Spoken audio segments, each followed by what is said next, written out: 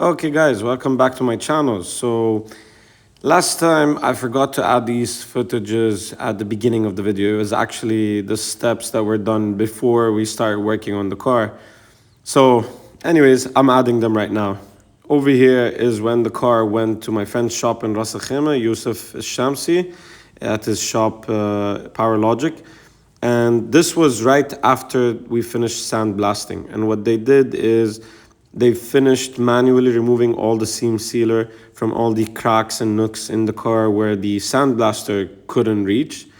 And then after they finished that, they stitch welded the entire car. At first, the idea was that we would only stitch weld the shock towers, but Yusuf then saw that it would be best if we just stitch weld the entire car. They then got the car into the paint booth, laid down 2 thick coats of Steelit. You do not need to primer the car before it or anything special, just a clean surface, preferably a little rough for the paint to stick on. Yeah, so 2 thick coats and that's it.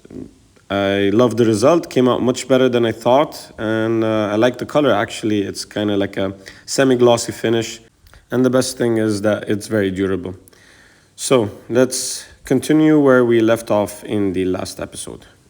Okay guys, so far here's what I've done. So I've put the drive shaft safety loop in. I'm a bit annoyed. I could have moved this a bit more closer to the front, and then if I got it right here, then I would have had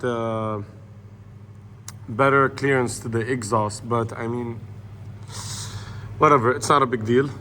Anyways, so since I have this in place, and I'm not worried about the paint because that's why we have the Steelit paint, and this is a secondary floor, so nothing is showing on the top side. This is 2 layers. So we'll just clean this up with some brake cleaner, sand it just a little bit down, and then we can spray our Steelit paint on it. And this, by the way, I welded right onto the Steelit because that's what this paint is designed for. You can paint directly onto the car. Anyways, started the exhaust on the header side first. So we first put these 45-degree pipes, okay, so we can have a flat plane to work from. And then I took out this, which is from Flowmaster. It's basically a Y pipe that goes from dual 3-inch to a single 4-inch. I run the same thing on my S13 and my 350. So this is where I basically said we don't have much ground clearance. So in order to get the ground clearance that I need, I hammered it down a little bit, but I didn't hammer it down enough. So the thing is, the pipe is starting to move out of shape. So that's why I need to first weld it. And now I'm gonna hammer it, then put it back into the car and push the exhaust up as much as I can. And then basically start moving forward. Basically at this point, what I gotta do is just, I say basically a lot, right?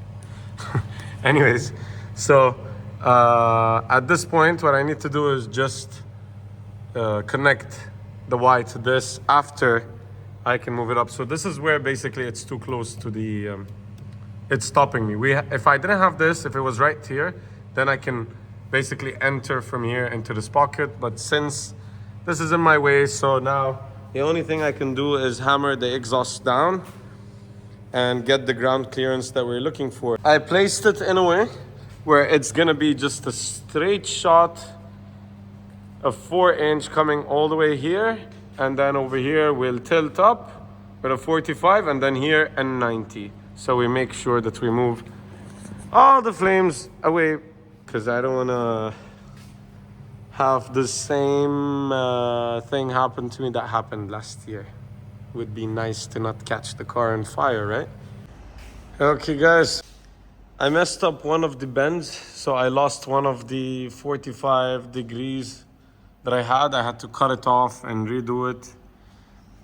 It's just this space over here is unbelievably tight, so basically I ended up having to put the Y section really far back.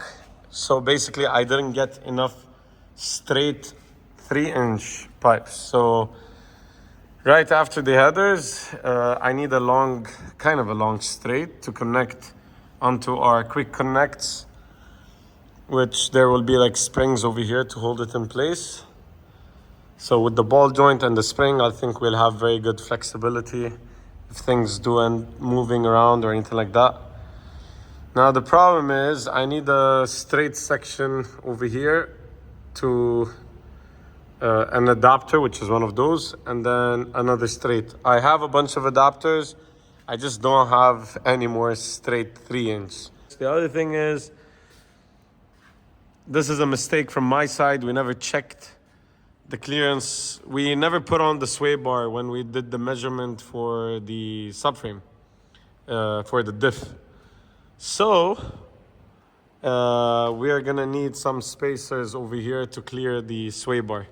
It's just too close to the diff. Well, now it's spaced out, so that's why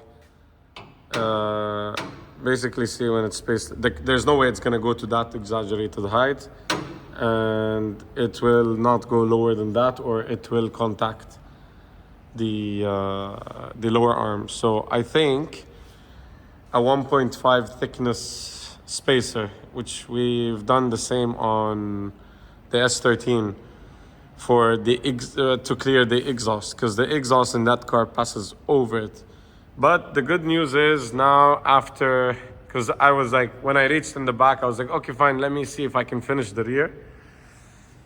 And then as soon as I stood there, I realized, crap, we never laid down put down the sway bar and checked it with the sway bar. So I just checked it with the spacing and we're gonna be fine. So this is gonna pass just roughly over here. So we're gonna have to hammer the exhaust just a little bit, just like we did on the 350, in order basically to be very tight up against the sway bar.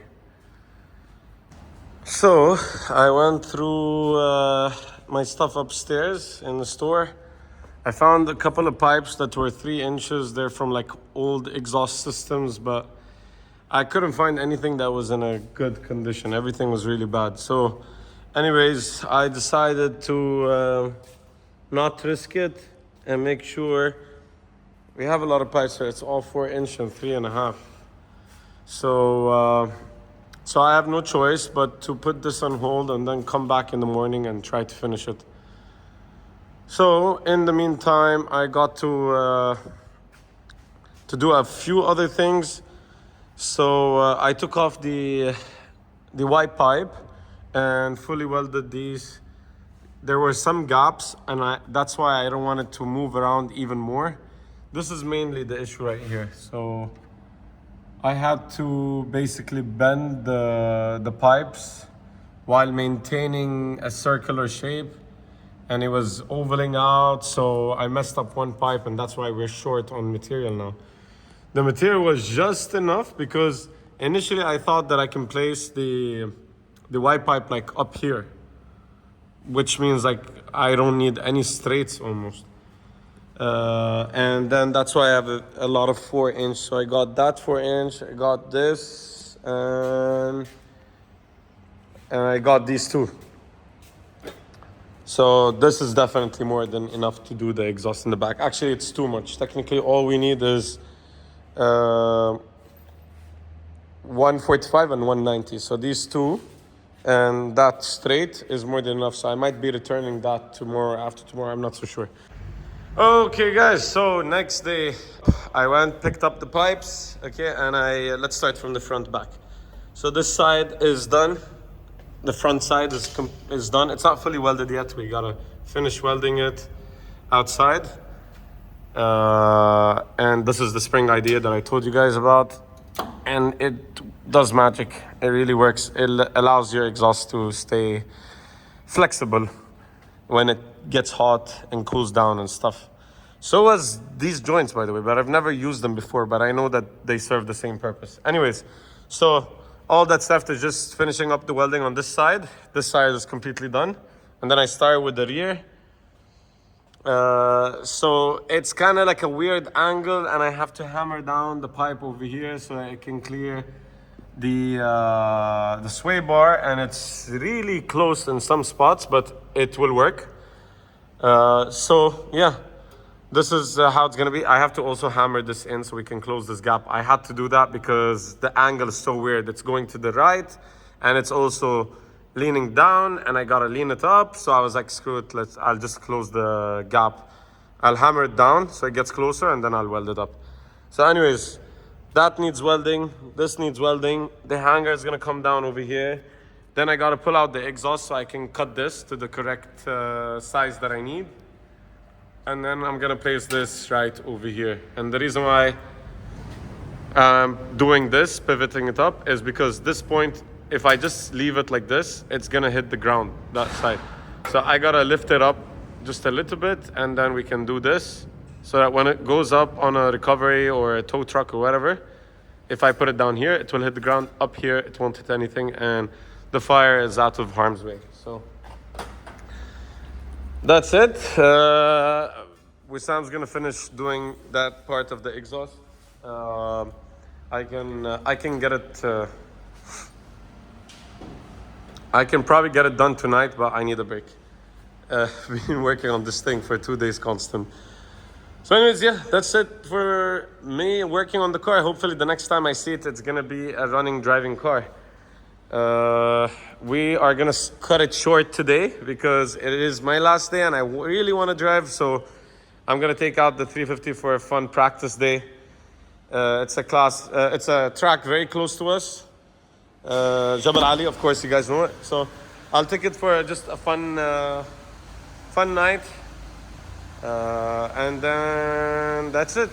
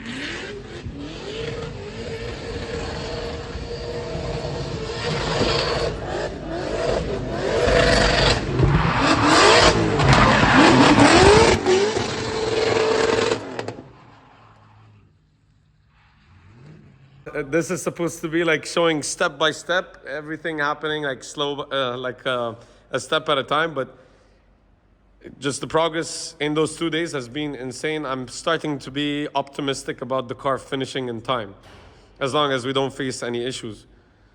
So engine is in, obviously the headers are in. We just have to change the bolts on the headers because these are not like 10.9. There's some, I think they were just 8.8 just for mock-up. The 10.9 just came in, so we just got to swap those out. We're going to change the valve covers to the usual valve covers that I love to run. The injectors are not slapped in because we don't want to get them dirty. We haven't closed off the fuel rails, but closing off the injectors is really nothing. And then putting our fuel lines, that will happen all together. But this is basically the placement of the supercharger, and I'm hoping that we don't have to cut the hood, but seems like it's not going to be realistic. I think we're going to have to cut the hood, no choice. So Wasn't so excited about doing that, but I mean, it's still the engine's sitting really low, so I'm happy about it. A beautiful angle kit from FDF is in the car. I run this similar angle kit, so it's an identical lower arm roughly with just the stock, what do you call it, spindle and upper arm on my 370. I used to run just the knuckle adapter on my 370, but I switched to running the full lower arm. And I just love this thing. It drives so nice. The steering is so modular all the way from right to left. I just love it. So that's why, obviously, we're going that kit.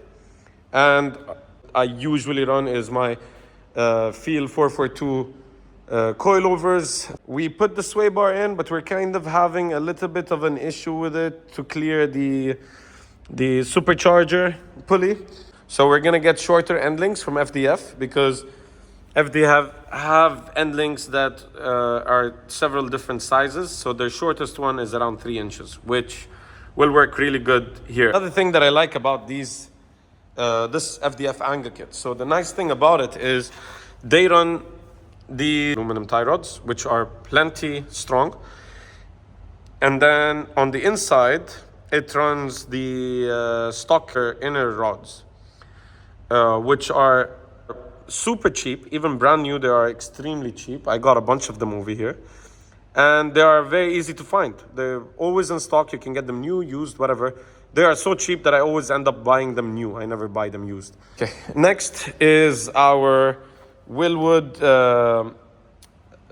dual master cylinder setup. I like this idea is that it makes bleeding so easy and it makes adjusting the brakes bias very easy. I wouldn't completely depend on the bias control over here. So what I'd like to do is, what I am doing actually, is that I will use the bias adjustment with this, but I will also use an external bias that runs in line so that I can have full control and still make the pedal feel natural. I've never run this setup before, but I did ask Josiah and he recommended to run 0.075 for each the front and the back. And that will work with 370 stock brakes rear and front, but the Brembo ones, the Akibonos.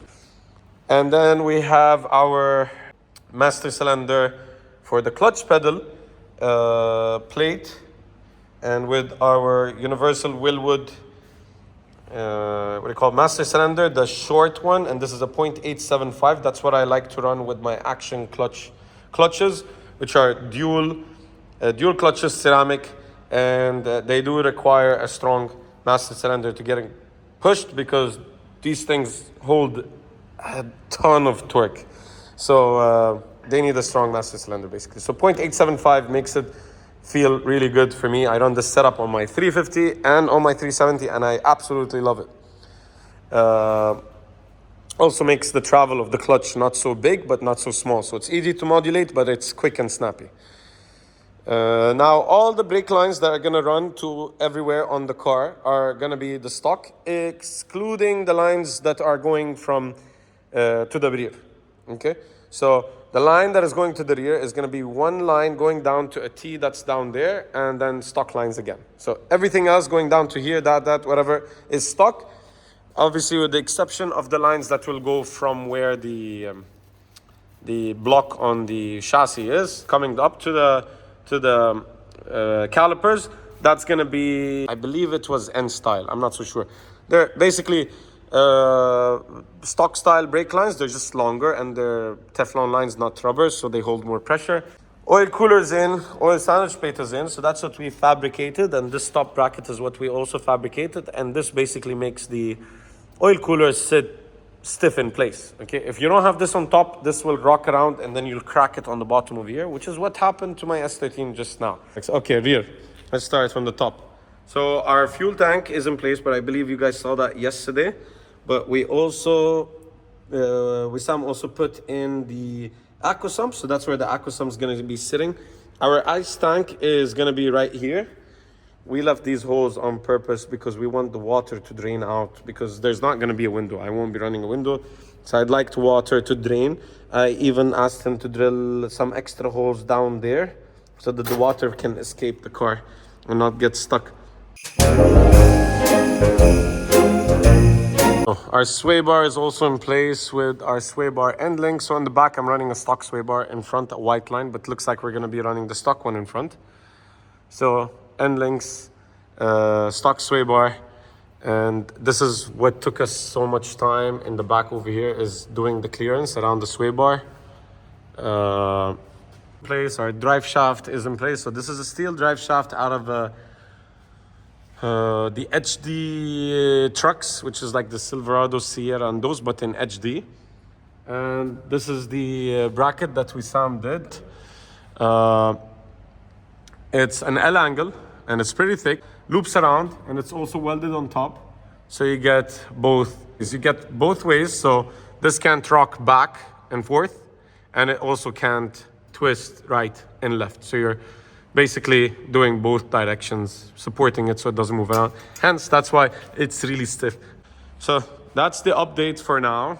So I am leaving to the airport right now, and I'll be back in another like 20 something days. And in the next couple of days, or actually in the next couple of weeks, since I'm not here, I will still be posting everything, updating you guys about every single step that I'm doing, that they are doing, through the camera guy. So my camera guy is gonna be coming here around 2 times or 3 times a week. He will film everything and send it over to me, and then I'll basically do the voiceover over it, discuss everything, and then put it. I'll personally see you guys in 20 days, but in the meantime, you'll still be seeing updates for the new car. See you guys.